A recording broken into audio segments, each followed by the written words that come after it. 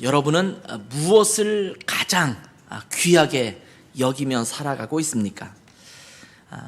보통 사람들이 모든 사람이 동일하게 귀하다라고 여기는 것들이 있습니다. 금 또는 다이아몬드 이런 보석들은 일단 그 값어치가 많이 나가기 때문에 사람마다 귀하게 여깁니다. 금을 주면 싫어하는 사람이 없는 것 같아요. 저 지난번 작년에 선교사 은퇴를 하면서 금 골드바죠. 골드바를 하나 받았어요. 해외 선교에서 골드바를 주더라고요. 좋더라고요. 굉장히 조그매요. 아주 조그만 건데 돈을 이렇게 계산해 보니까 그 조그만 게 한 120만 원, 140만 원 이렇게 되더라고요. 그거를 제가 받았는데 기분이 좋더라고요. 금을 싫어하는 사람은 없는 것 같습니다. 그런가 하면 어떤 사람들은 사람마다 다 다르게 귀하게 여기고 어떤 사람은 별로 귀하지 않게 여기는 그런 부분들이 있죠. 상대적인 값어치가 있어서 귀하게 여기는 그런 물건들도 있습니다. 어떤 사람은 사랑하는 사람이 준 스카프 아니면 인형 이런 물건들을 아주 귀중하게 여기는 경우 있죠. 그런데 또 옆에 같이 사는 가족들은 뭐 이 쓸데없는 이것을 계속 이렇게 붙들고 다니냐 이러면서 자꾸 치우고 싶어하는 하찮게 여기는 그런 것이 되기도 합니다. 다른 사람이 볼 때는 굉장히 하잘것없는 것이라도 어떤 사람에게는 굉장히 소중한 물건이 될 수 있습니다. 이것도 우리는 무시하면 안 된다고 생각합니다. 여러분, 제가 한번 이런 질문을 던져볼게요. 굉장히 자주 듣는 질문이었을 겁니다. 여러분 집에서 불이 났어요.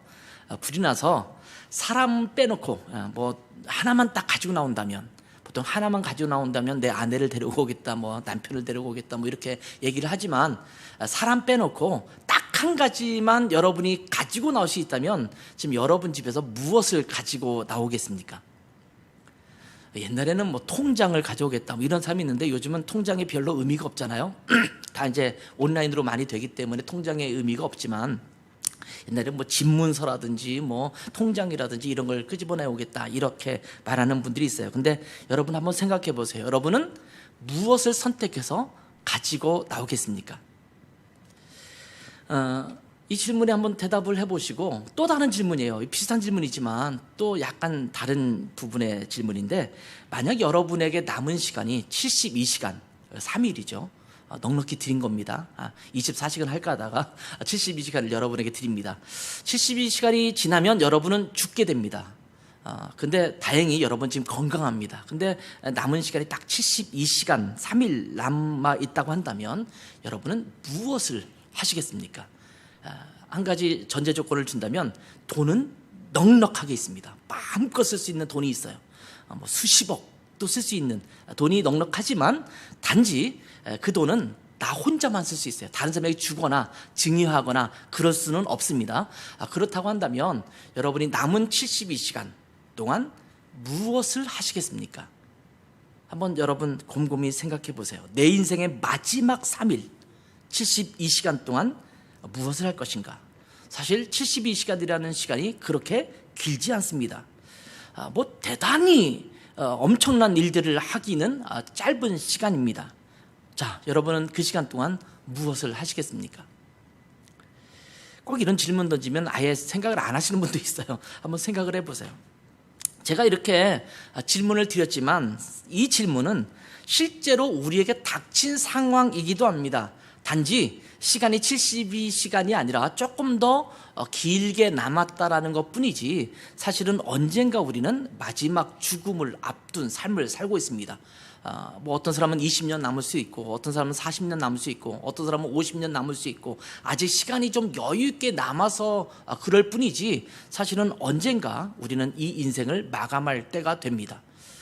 제가 많이 원고를 쓰고 있거든요. 여기저기서 원고 청탁이 많이 들어오고 또 뭐 강의 청탁이 들어오고 그래서 제가 제 강의안도 준비하고 원고를 써서 제출하고 이런 시간이 있어요. 근데 보통 원고를 저에게 부탁할 때 좀 시간을 넉넉하게 주거든요. 넉넉하게 주는데 뭐 한 달 남았네? 이렇게 생각하고 있지만 그 시간이 금방 오더라고요. 보니까 항상 원고에 쫓겨요. 여유 있게 생각하고 좀 충분히 살펴보고 막 이렇게 하는데도 항상 보면은 마지막에 편집장님 혹시 이틀만 더 시간을 줄 수 있겠습니까? 이렇게 요청할 때가 종종 있게 되더라고요. 우리는 제한된 삶을 살고 있습니다. 그리고 언젠가 이 모든 것을 다 이 땅에 내려놓고 이제 하나님 앞에 서야 할 것입니다.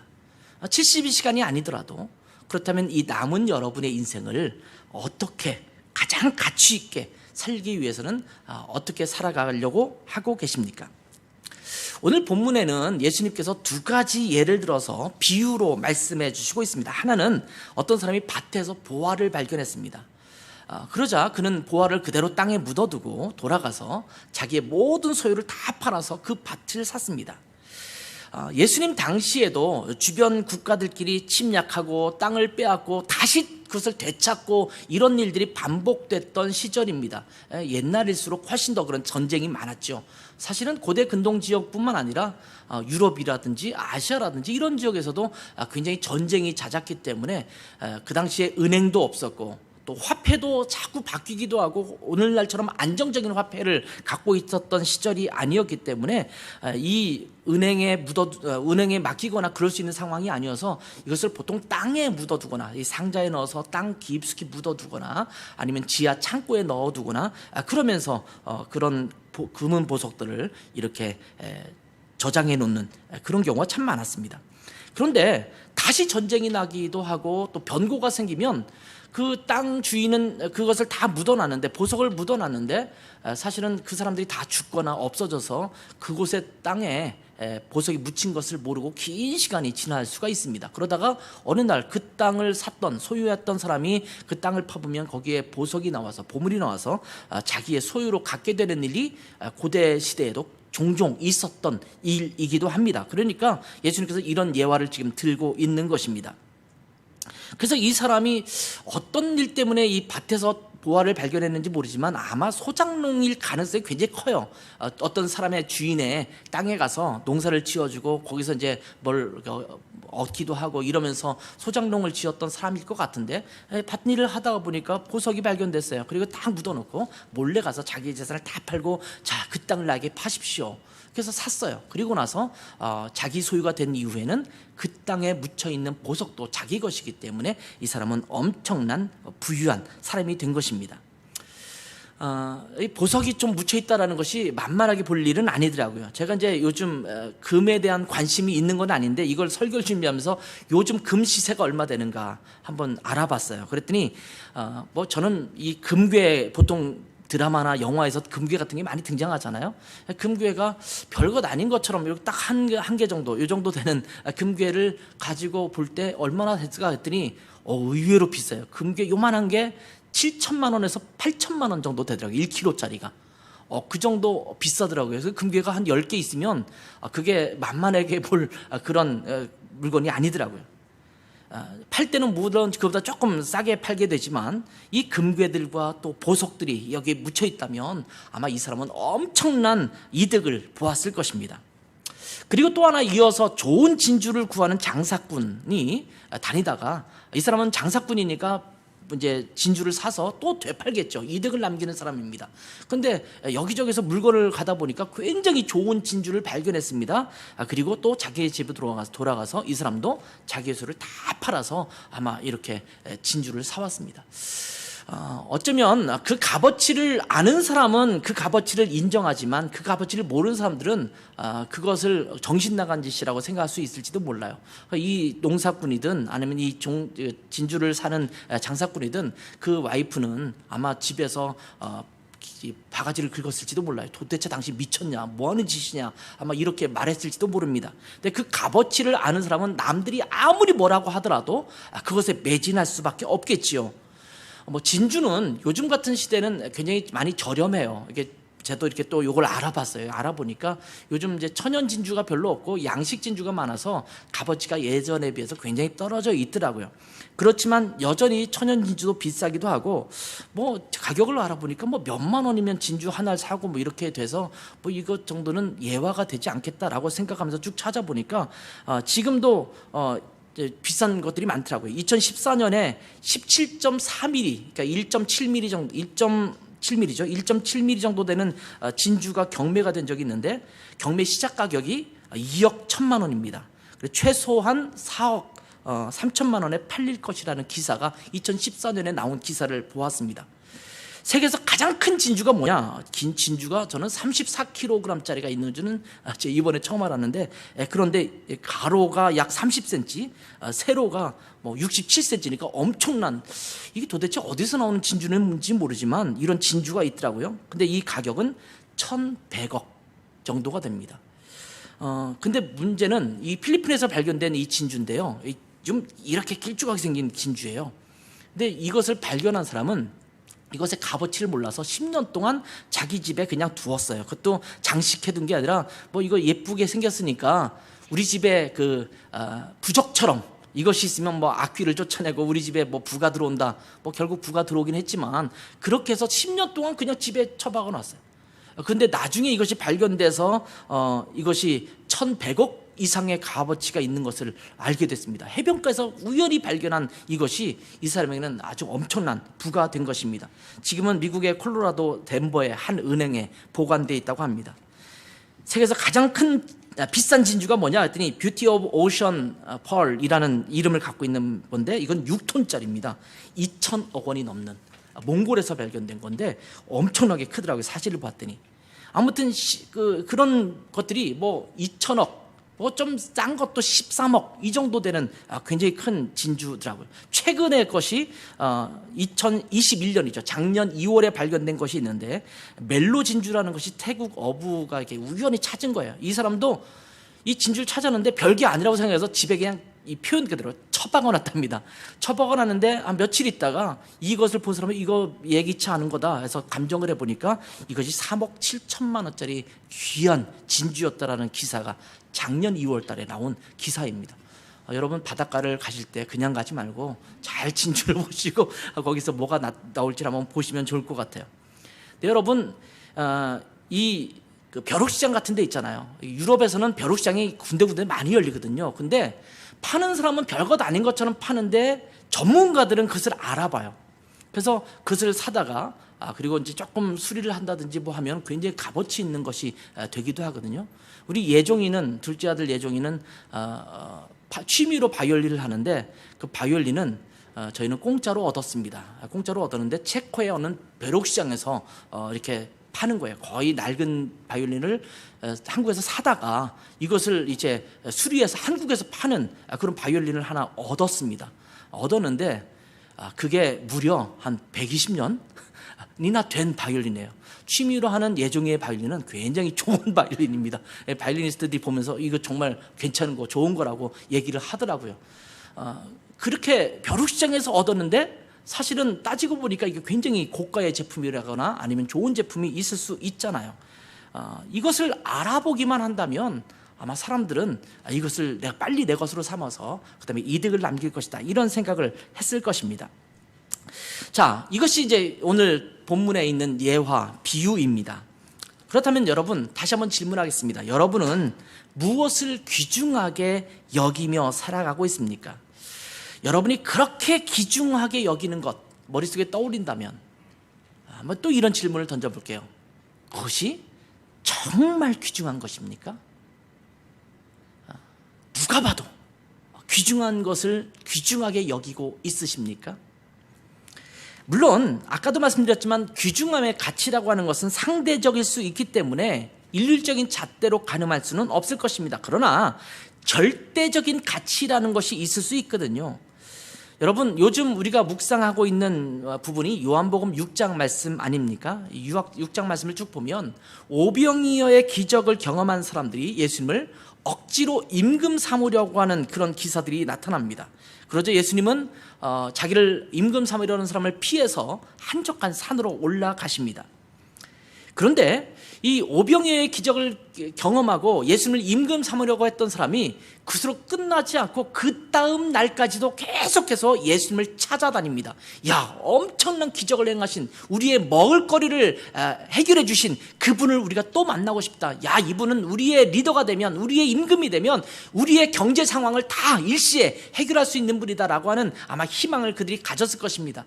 요즘 대통령 후보들이 뭐 공약들을 나라 재정을 어떻게 할지 모르겠지만 많이 되더라고요. 뭐 1인당 100만 원씩 주겠다 뭐 그러고 아무개 씨는 뭐 1인당 1억씩 주겠다고 하더라고요. 막 찍고 싶더라고요.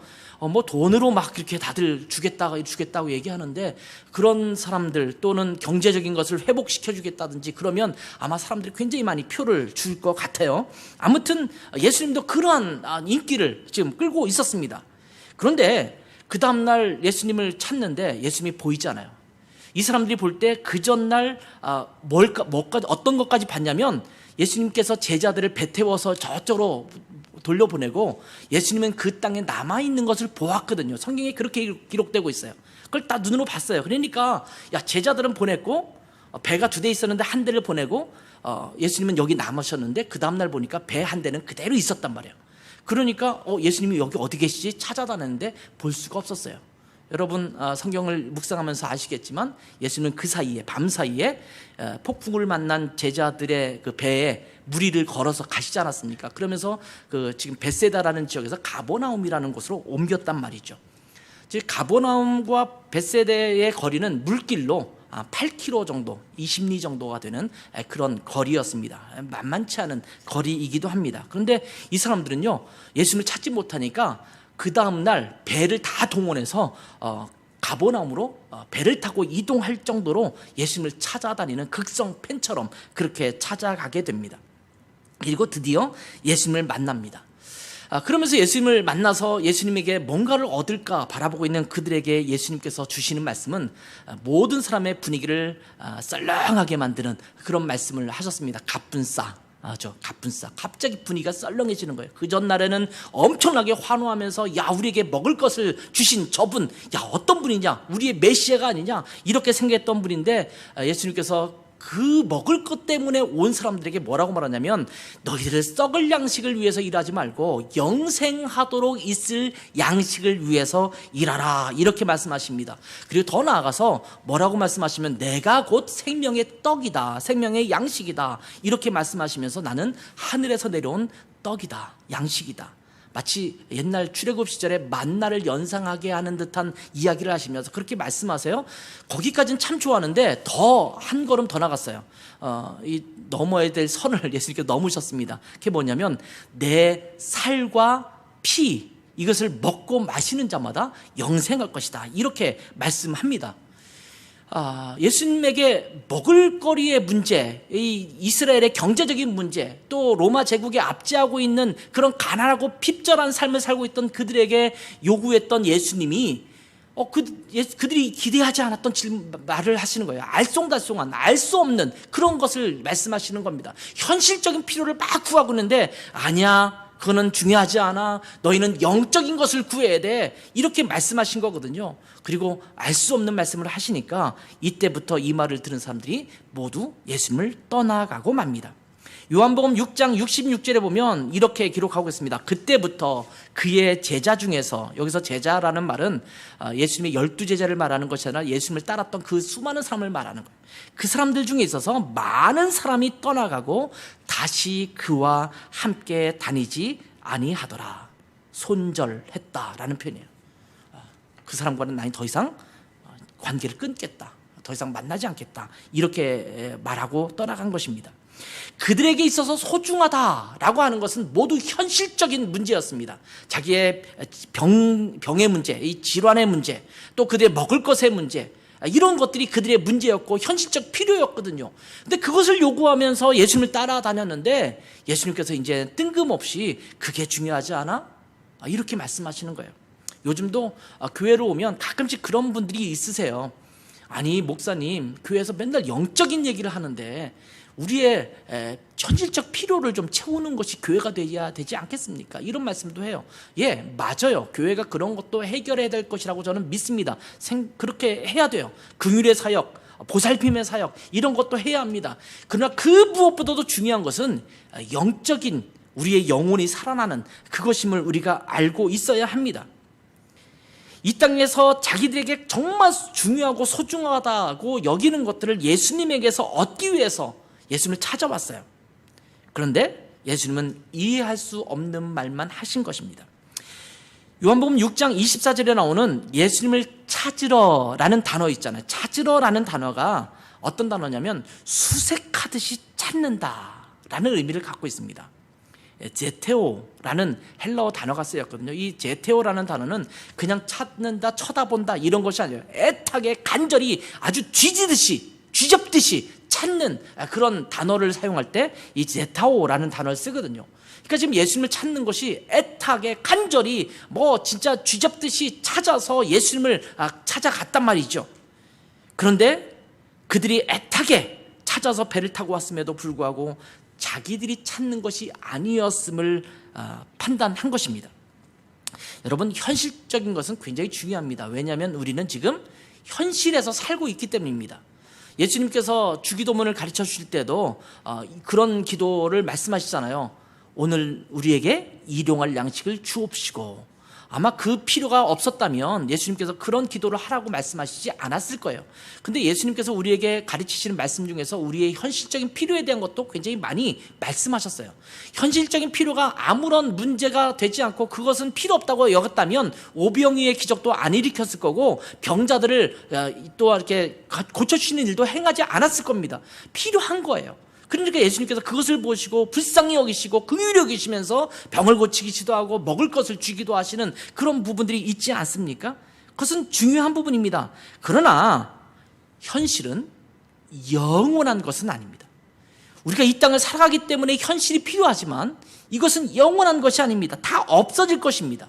여러분, 먹는 것이 중요하지 않습니까? 근데 먹는 것은 우리가 죽을 때까지 계속 추구해도 채울 수 없는 것입니다. 여러분, 죽을 때까지 먹을 거예요. 우리가 먹는 것을 끊는다. 그럼 보통 옛날에 그런 말씀 하시잖아요. 곡기를 끊었다. 그러면 이제 죽을 날이 가까웠다. 이렇게 표현하잖아요. 먹는 것을 끊는 것은 이제 죽음을 앞둔 것입니다. 그 전까지는 우리가 먹는 것의 문제에 심각하잖아요. 여러분, 점심에 무엇을 먹을까? 저녁에 무엇을 먹을까 고민하지 않습니까? 전혀 고민하지 않으시군요, 표정이. 저는 고민입니다. 제가 늘 자주 하는 제 아내에게 하는 질문 중에 하나가 오늘 점심 뭐 먹어? 저녁 뭐 먹을 거야? 이거 많이 묻거든요. 그렇지 않습니까? 여러분 다 거룩하게 지금 표정이 그래서 관심 없는 것처럼 보이지만 여러분 식사 때만 되면 민감하잖아요. 그렇죠? 그것이 우리의 필요예요. 끝까지 우리는 그것을 구하지만 사실은 채울 수 없는 것입니다. 우리가 소중하다고 여기는 것, 귀하다고 여기는 것들이 있는데 여러분 때로 그것이 허상일 수 있다는 것을 아셔야 합니다. 우리가 예수님을 믿으면서 주님께 취업을 기도합니다. 하나님 취업하게 해주세요. 물질적인 풍족함도 간구합니다. 승진을 기도하고 질병의 치유와 건강을 하나님 앞에 간구합니다. 가족의 화목함을 하나님 앞에 기도하고 내 사업체가 잘 되기를 기도하고 안전하게 보호해달라고 또 하나님 앞에 기도합니다. 그러다가 주님께서 잘 도와주시지 않는 것 같으면 여지없이 주님께 등을 돌릴 때도 많습니다. 여러분, 신앙에 침체기가 와서 슬럼프에 빠져 있는 사람들이 있잖아요. 대부분 그분들이 갖고 있는 슬럼프 중에 하나는 뭐냐면 하나님께 뭔가 기대했는데 하나님께서 내게 그런 것들을 채우지 않는 것처럼 느껴질 때 슬럼프에 빠지거든요. 하나님이 다 잘해줄 때는 슬럼프가 안 빠져요. 근데 내가 구하는 게 있어요. 간구하는 게 있어요. 현실적 필요가 있어요. 하나님 앞에 애타게 기도했는데 하나님이 들어주시지 않아요. 그러면 어떤 마음이 들까요? 하나님 도대체 살아계셔? 하나님이 나한테 왜 그러는 거야? 나 삐질 거야. 난 삐뚤어질 거야. 그러면서 하나님 앞에서 슬럼프에 빠지는 경우가 많잖아요. 그런데 여러분, 성경을 가만히 보면 성경의 인물들도 하나님이 다 채우신 것은 아니거든요. 바울에게도 안질인지 간질인지 모르지만 그에게 병이 있을 때 그렇게 간구하고 기도했는데 하나님이 응답하시지 않았어요. 그런데도 불구하고 주님께서 뭐라고 말씀하세요? 너의 은혜가 너에게 족하다 이렇게 말씀하시잖아요. 근데 우리는 그 현실적인 문제를 주님 앞에 간구하면서 기도하면서 하나님이 안 들어주시는 것 같으면 그냥 금방 등을 돌려버릴 때가 많습니다. 뭐야? 내가 이렇게 주님을 따랐는데 내게 해주시는 게 별로 없네? 라고 하면서 등을 돌리는 거예요. 여러분, 우리에게 정작 중요한 것은 우리 주님이신 예수 그리스도이십니다. 예수님 안에서 영생을 얻으며 또 예수님과 교제하는 것, 이것이 정말 중요한 겁니다. 주님께서 가장 중요하게 여기라고 말씀하시는 것 중에 하나가 바로 그거예요. 예수 그리스도 안에서 영생을 얻고 주님과 함께 교제하는 삶. 이것이 우리에게 요구되는 삶이에요. 요한복음 15장은 여러분 잘 아시죠? 포도나무 비유가 있는 성경입니다. 요한복음 15장 5절에 보면 나는 포도나무요 너희는 가지라. 그가 내 안에 내가 그 안에 거하면 사람이 열매를 많이 맺나니 나를 떠나서는 너희가 아무것도 할 수 없습니다. 이렇게 말씀하십니다. 그러면서 6절에 보면 사람이 내 안에 거하지 아니하면 가지처럼 밖에 버려져 마르나니 사람들이 이것들을 모아다가 불에 던져 사르느니라. 이렇게 말씀합니다. 이 세상에서 살아가면서 정말 중요하게 여겨야 할 것이 무엇인가? 이것은 주님 안에 거하는 것입니다. 그것만 하면 다 되는 거예요. 사실은 성경이 그렇게 했잖아요. 너가 내 안에 내가 너 안에 있으면 이 모든 것이 풍성하게 열매를 맺을 수 있다. 이렇게 말씀하고 있어요. 아무리 소중한 것도 주님 안에 있지 않으면 6절 말씀처럼 가지처럼 버려져 불태워져 버리게 되는 거예요. 내가 소중하게 붙잡고 있는 것도 예수 그리스도 안에 있으면 그것이 소중한 것인데 예수 그리스도 밖에 있으면 그냥 가지처럼 버려지는 쓸데없는 것이 됩니다. 다 무용지물이 되고 마는 것입니다. 주님은 요한복음 6장에서 내 살을 먹고 내 피를 마시라 이렇게 말씀하는데 그것의 의미가 무엇입니까? 사실은 이것은 주님과 하나가 되는 것을 의미합니다. 주님은 생명의 양식입니다. 생명의 양식이신 주님을 취해서 주님과 내가 하나 되는 것, 이것이 그 무엇보다도 중요합니다. 여러분, 하나가 된다는 것은 어떤 의미냐면 같이 움직이는 거예요. 여러분, 자동차를 운전하시잖아요. 근데 자동차 운전할 때 이게 브레이크구나, 이거 엑셀레터구나, 이거는 클러치구나, 그다음에 클러치 밟고 그다음에 살짝 하면서 뭐 기어를 넣고 그다음에 살짝 브레이크를 떼면서 뭐 클러치를 밟고 클러치를 살짝 떼면서 엑셀레터를 밟고 이런 거 생각하면서 운전하는 사람은 초보 중에 왕초보죠. 처음 배울 때는 그렇게 할지 모르겠어요. 내가 차를 꺾을 때 요만큼 가서 몇 도로 꺾고 이렇게 해서 우회전하고 좌회전하고 내가 이렇게 주차를 할 때는 어떤 각도로 해서 뒤에 꽁무니를 집어넣고 이것을 따지면서 운전하는 사람은 아직도 초보 운전이죠. 차와 내가 하나가 되는 거예요.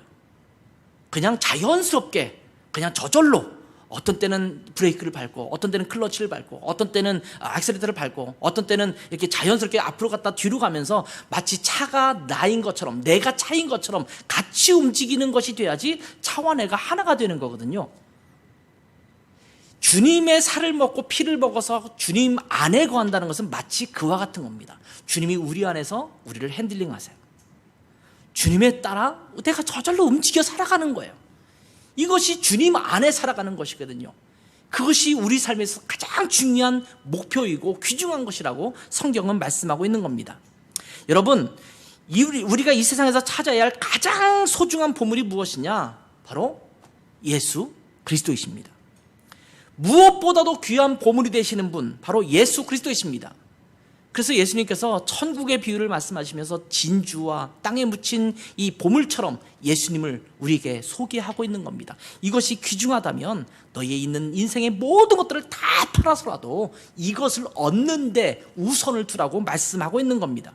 여러분, 이 가장 귀한 보물이신 예수 그리스도를 혹시 놓치고 살아가고 있지는 않습니까? 그 귀중한 것을 집에 갖고 있으면서 내 안에 두고 있으면서 그것이 우리의 가장 보물이 아닌 것처럼 마치 내 직장과 내 가정과 내가 부유한 것들과 내 건강과 이것이 가장 중요한 것처럼 살아가면서 예수님을 놓치고 있지는 않습니까? 저는 비교적 아직 건강한 편입니다. 전체적인 몸에 질병이 많이 없어요. 보는 것과 달리 제가 건강한 편입니다. 건강한데 여러분, 내 몸이 좀 아프다고 하더라도, 예를 들면 뭐 암에 걸렸다든지 못 고칠 질병에 걸렸다고 하더라도 결국 어느 날 죽으면 끝나는 거예요. 그리고 주님 안에서, 천국에서, 주님 품에서 우리는 참된 안식을 누리게 될 거예요. 건강한 몸이든 몸이 좀 불편한 것이든 결국 이 시대가 끝나면 누구 안에서 참된 안식과 평강을 누리냐면 예수 그리스도 안에서, 그 품 안에서 누리는 거예요. 그럼 우리에게 정말 소중한 게 뭐냐? 그 안에서 풍성한 삶을 누리는 것이 정말 중요한 것입니다. 오병이어의 기적을 보고 예수님을 찾기에 혈안이 되어 있던, 그래서 그 예수님을 찾았던 이들처럼 우리가 추구하고 바라는 것들이 정작 보물이 아닌 것에 가 있는 것은 혹시 아닐까요? 그러한 세상의 것들을 추구하는 것, 이것은 우리가 보물을 찾는 것이 아닙니다. 어쩌면 보물이 아니라 애착일 수 있고 집착일 수 있습니다. 누구나 그러한 부분들이 있을 수 있어요. 제가 우리 둘째 아들 예종이의 예를 들겠는데, 예종이가 태어나서 그 당시에 큰 비치 타월 같은 큰 타월을 이불처럼 깐내내기니까 그걸 싸서 이렇게 키웠어요. 그리고 늘 아이가 자라면서 그 타월이 이제 아이의 이불처럼 있었는데, 이 아이가 기어다니기 시작하고 걸어다니기 시작하고 그렇게 하면서부터 하는데도 이것을 놓지를 않아요. 늘 손에 이걸 붙들고 다녀요. 집에서 이 방에서 저 방으로 갈 때도 항상 끝에 이걸 딱 붙들고 끌고 다녀요. 이렇게 잠잘 때는 덮고 자고, 놀고 있을 때도 그걸 항상 손에 들고 다니기도 하고 그랬단 말이죠. 그걸 우리가 부들이라고 이제 별명을 붙여서 부들이 기억나? 부들이가 있었어요. 그런데 이것을 언제 버렸냐면, 독일 가서 태어났을 때 있어서 독일에 초등학교 1학년 때 갔거든요. 초등학교 2학년 독일에서 다니기 시작했는데, 그 초등학교 아마 1학년, 2학년까지도 아마 갖고 있었는지 모르겠어요. 그때까지 늘 낮에는 아니었지만 잠잘 때는 늘 그 부드리가 있어야지만 그걸 만지작만닥거리면서 자더라고요. 정말 소중한 거예요. 이걸 버리려고 몇 번 애쓰고 노력했는데 절대 반대해서 못 버렸거든요. 어느 날 통보를 하고 이거를 버리겠다, 더 이상 이거는 아니지 않냐 이랬는데, 뭐 아이도 조금 이제 나이가 들었으니까 드디어 뭐 그러시든지 말든지가 돼서 본인은 안타까워했지만 버렸어요. 본인이 어저께 한번 예화를 하기 위해서 물어봤더니 그 버린 날도 기억하고 있더라고요. 어떤 식으로 버렸다, 이 얘기를 기억하고 있더라고요. 그만큼 소중한 것이잖아요. 아마 여러분에게도 그런 것이 있을지도 모르겠어요. 제가 독일에서 목회하면서 우리 성도들이 있었는데, 신방을 가면 그런 얘기를 하다 보니까 어떤 아이는요, 엄마의 머리카락에 집착을 해요. 그러니까 잠잘 때마다 엄마 머리카락 계속 만져야지만 잠자는 아이가 있었는가 하면, 어떤 아이는 엄마의 눈썹을 이렇게 만져야지만 자는 애가 있었어요. 지금 이제 걔가 엄청 컸지만, 그 아이는 엄마의 눈썹, 그래서 자기 눈썹 닳는 줄 알았다고 엄마가 그런 얘기 할 정도로 그렇게 눈썹에 집착하는 아이가 있었거든요. 그게 정말 귀중한 거예요. 사실은 아무것도 아니고 별것 아닌 것처럼 보이는데 본인에게는 집착이 되는 거예요. 집착. 이거는 사실은 보물이라기보다는 집착하는 거거든요. 거기에 애착을 갖고 있는 거예요. 사실은 버려도 아무것도 아니에요. 지금 그걸 버린 이후로 예종이가 잘 성장해서 잘 자라고 있잖아요. 그거 아마 이렇게 말하니까 생각하는 거지, 그거에 그렇지 옛날에 그랬지라고 하는 추억 정도지, 그게 없어서 지금 막 마음이 아프고 그거 생각하면 눈물이 나고 그러진 않는단 말이에요. 근데 그게 우리는 집착이라고 하는데, 때로는 우리가 살아가면서 보물이 아닌 것에 집착을 갖는 경우도 있어요. 집착을 버리셔야 돼요. 여러분의 집이 집착이 안 되길 바랍니다. 여러분의 자동차가 집착이 되지 않길 바랍니다. 여러분의 직장의 직위나 또 승진, 이것이 여러분에게 집착이 되지 않기를 바랍니다. 이 집착을 내려놓아야 돼요. 우리의 물질, 또 우리의 외형적인 부유함, 직업, 학식, 위치, 자리죠. 자리, 이런 것들이 집착일 수가 있어요. 그래서 그걸 소중하게 여기고 그것을 자꾸 따라다니는 거예요. 제 타오라는 찾으러 다니는 거예요. 자꾸 찾으러 다녀요. 근데 여러분, 그것이 허상일 수 있다는 것을 아십니까? 부두리와 형태만 달리했을 뿐이지 사실은 부두리와 똑같은 것이라는 말씀입니다. 바울은요, 바리새인으로서 또 유대인으로서 자부심이 대단했던 사람입니다.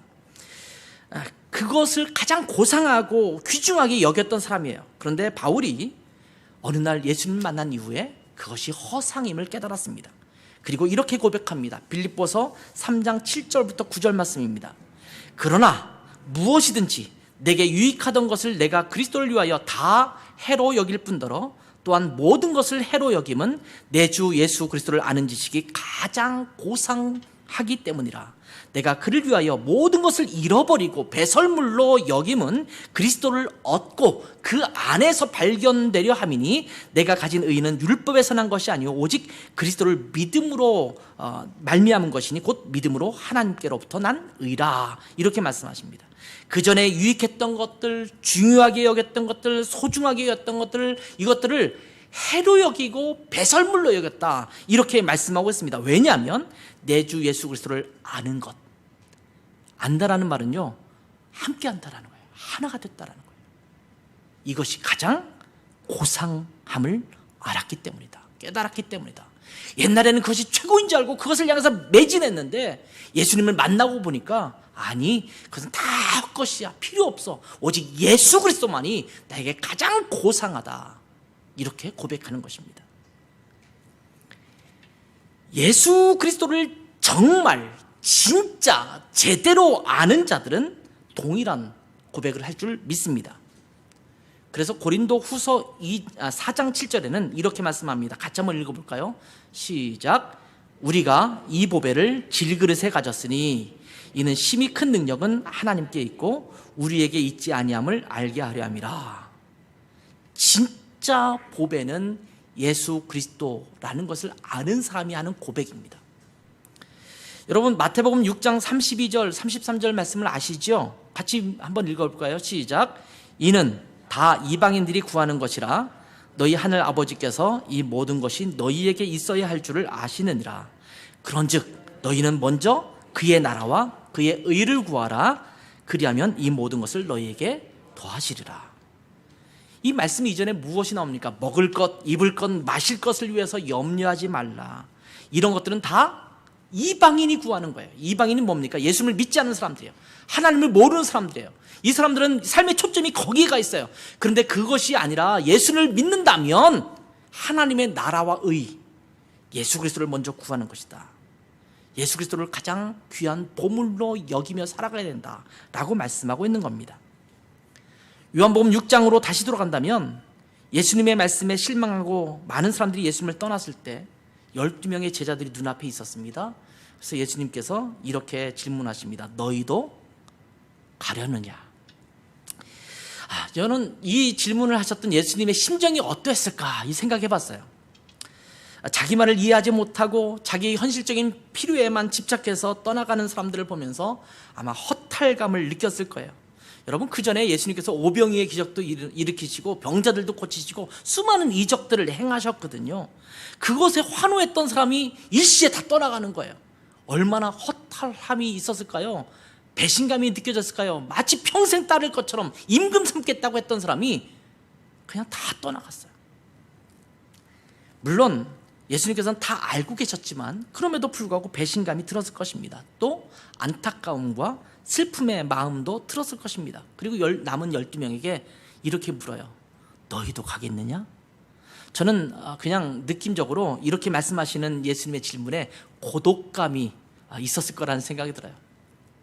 저도 사역을 하면서 보면 함께 하는 사람이 있고 함께 하지 못하는 사람이 있잖아요. 그러면 그런 게 있잖아요. 나랑 함께 할 수 있는 사람들.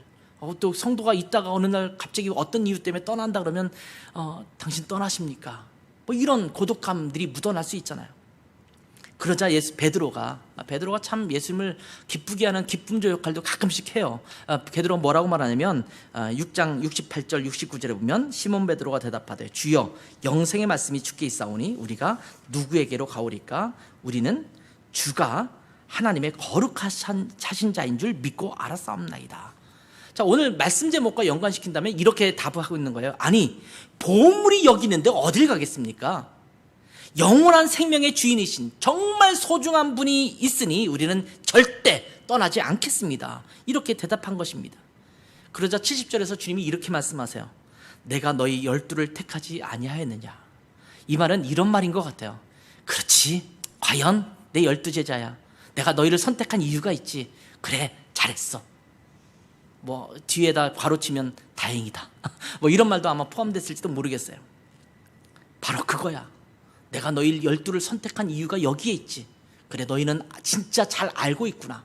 보물이 뭔지를 알고 있구나. 이렇게 말하는 거예요. 어쩌면 인생은 보물찾기라고 할 수 있습니다. 자기가 가장 소중하게, 귀중하게 여기는 것들을 찾아가는 여정이에요. 그래서 뭐 저는 옛날에 고등학교에서 윤리라는 과목도 가르쳤지만 인생의 목적, 자아 발견, 자아 성취, 뭐 이런 말 제가 가르쳤거든요. 이게 교과서에 있으니까 가르쳤어요. 자기를 성취하고 자아를 발견하는 것인데 정말 우리 안에 뭐가 귀중한가? 우리 안에 가장 소중하고 귀중한 보배, 그것이 무엇입니까? 예수 그리스도이십니다.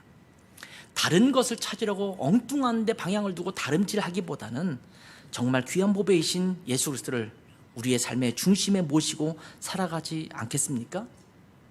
우리가 어딜 가겠습니까? 우리가 무엇을 찾아 가겠습니까? 우리는 주님 한 분만이면 만족합니다. 내 인생의 가장 빛나는 보석, 바로 주님이십니다. 이 무엇보다도 귀중한 보배, 우리 예수 그리스도를 소중하게 여기며 살아가는 우리 모두가 되었으면 좋겠습니다. 다른 거 다 뒤로 하고 가장 우선적인 우리의 초점과 관심이 항상 주님께 있기를 바랍니다. 여러분, 제가 제 아내를 이렇게 좋아할 때가 있었어요. 아직 만나지는 않고 좋아할 때, 마음속으로 혼자만 좋아할 때, 제가 이제 그래도 그때 큰 교회에 있었죠. 또 우리 김정은 집사님이나 다 알겠네. 있을 때는 이렇게 다른 사람이 많은데요, 그 사람만 보여요. 제가 그 당시 목요 찬양 같은 찬양 인도도 했는데, 교회에서 찬양하는데 굉장히 많이 사람이 앉아 있어도 항상 저에게 눈이 그 사람에게 가 있어요. 저 사람은 날 모르지만 초점이 마치 다른 사람 없는 것처럼 보여요. 그 사람은 딱 보여요. 근데 그렇게 두지 말고 우리의 삶에 초점이 누구에게 있어야 될까요? 예수 그리스도. 내 사업체와 직장과 사람들과 질병과 고통과 아픔과 상황과 이런 것들에 두는 것이 아니라 항상 초점이 예수 그리스도께 가 있는 우리 라이트하우스 김포 모든 식구들이 되기를 주님의 이름으로 축원합니다. 기도하겠습니다. 아버지 하나님, 믿음 안에 살게 도와주시고 우리의 삶의 초점이 그리스도이심을 우리가 분명히 알게 도와주시고 가장 소중한 보물이 예수 그리스도임을 알게 하셔서 주님 안에서 풍성한 삶을 누리는 저희들 되게 하옵소서. 예수님의 이름으로 기도했습니다. 아멘.